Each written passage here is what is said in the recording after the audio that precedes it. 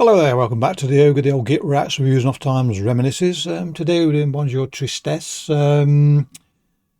who is an artist that I have sort of given an ear to at times and not gone back to, because as I've said before, my sort of finding new music is to give an album a quick flick through, and that can be a matter of 30 seconds tops by the time I'm done.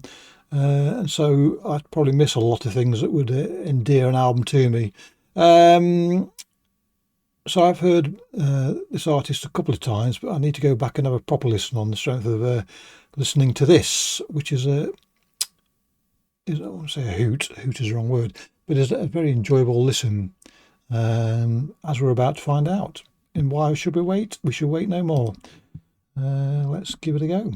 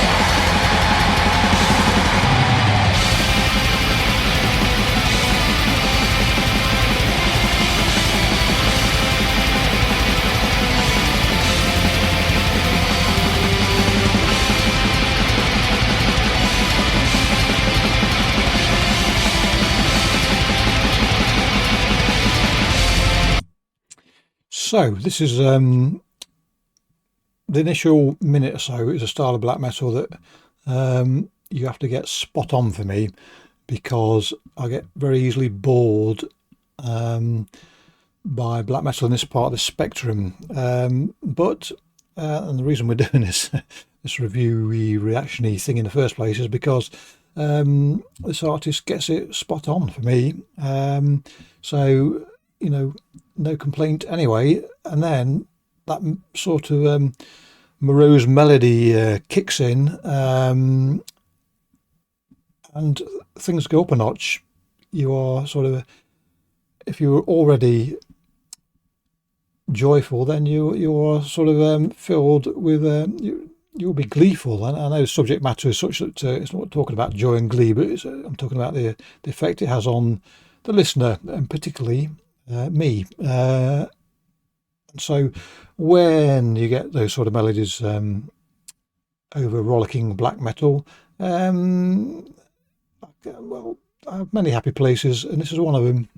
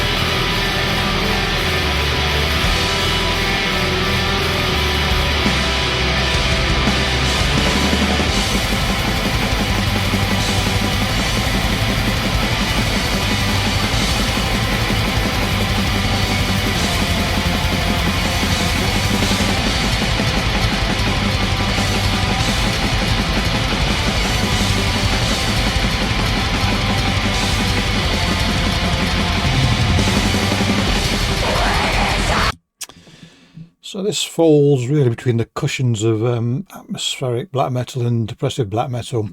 And often, other than subject matter, I'm at a loss to tell the difference between either at times. But nonetheless, I don't do lyrics. I've said it many a time. I'm not interested in lyrics.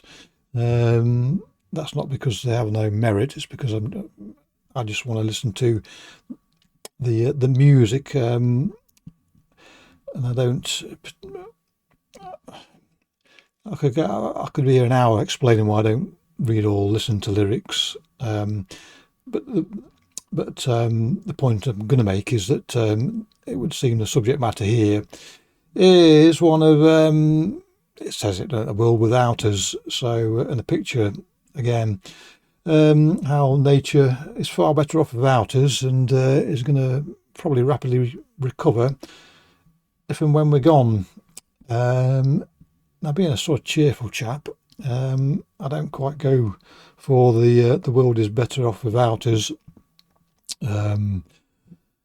perspective, but I do wholeheartedly agree with the world is better off without a lot of us. And there are plenty of people who, if there was a big hole to chuck them in, and we had to do it, there's plenty of people that there'd be no hesitation really for me, and well, I wouldn't object to it, put it that way. As I say, I'm not the sort of person that harbours those sort of feelings, but I do absolutely appreciate the sentiment that we are ruining this world, and despite knowing we're doing it, not many of us are doing much about it. I try to do my bit. It's probably not enough, but there are far more people who do nothing. And of course, we then go on to corporations and governments that seem to care even less, even if they put a bit of a spin on what they're doing to say they are. But anyway, that's not how I do reviews. But that's excuse me. I just listen to the music and see how I feel about it. But we've all got thoughts, so I don't suppose it harms me to say something about it. But yes, I'd rather have a wolf in my yard than many another person. Yeah, anyway.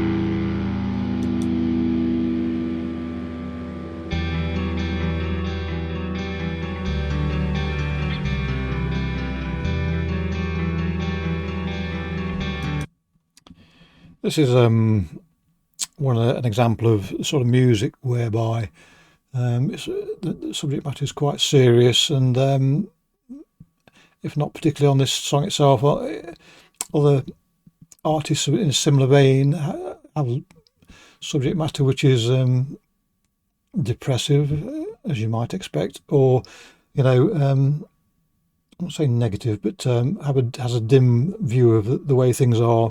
But the trouble with not reading lyrics is that the only context I have is the music itself. Now, this is where the intent of the artist probably is lost on me, because there are sections that have just gone by, and there may be, missing something, but if the intent of the artist is to make you feel depressed or unhappy or have negative feelings about things, it don't work for me, because the melodies we just experienced make me hopeful and happy. Now, just because music is depressive or uses subject matter which doesn't fill you with glee, doesn't mean to say that at some point in the artist's story they don't allude to better things. So, for example, if we, on this particular song, if we say the world is better off without us, part of that story may be that this is a mess we're making, we're a shower of shite, and we'd be better off launched into outer space with no hope of redemption. And after that comes the hope, I suppose, because then nature takes over and the world is a far better place. So just because, where am I going with this? Just because I think I'm misinterpreting the mood of a song doesn't mean I am at times. Sometimes probably I'm a little bit uncharitable in assuming that depressive or unhappy black metal or whatever it may be is all doom and gloom, when in fact it isn't. If that makes any sense whatsoever, explain it to me. Anyway.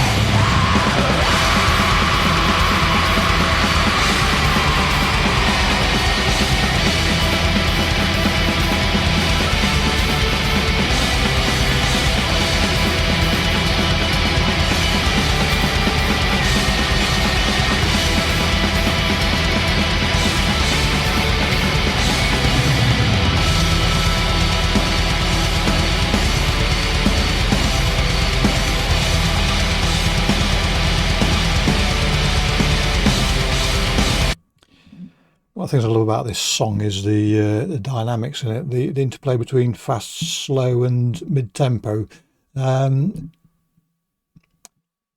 is done perfectly. It, much as I love a rush from start to beginning, and I'm always in a happy place if the sort of music I like is being played with gusto from start to finish. The one of the other pleasures is being teased with it, if you like, starved of it to a degree, so that as is the case here, the when a rush comes in, when a fast section comes in, it's done in such a way here that I'm cock a hoop. The expectation, or there's an expectation now, but when you first listen to a song like this and you're not quite sure what's to come, when the faster sections come in, and in my case lift me up into the stratosphere, then the fact that later on I know it's coming with a song like this and does not detract at all. It just gives it a different nuance. Yes, so yes, the way the well, the delight caused by the fast sections when it comes is almost immeasurable. And that's not to say that the slower sections don't have their own merit and delight for me, because they do. And it's not just because they set up those fast sections, but because songs like this are a story, maybe more a manifesto, but without knowing, as say, the lyrics, this is a story, and those chapters are being told vividly. So yeah, all good stuff. Anyway, let's give it to the end now. Save me waffling to you anymore.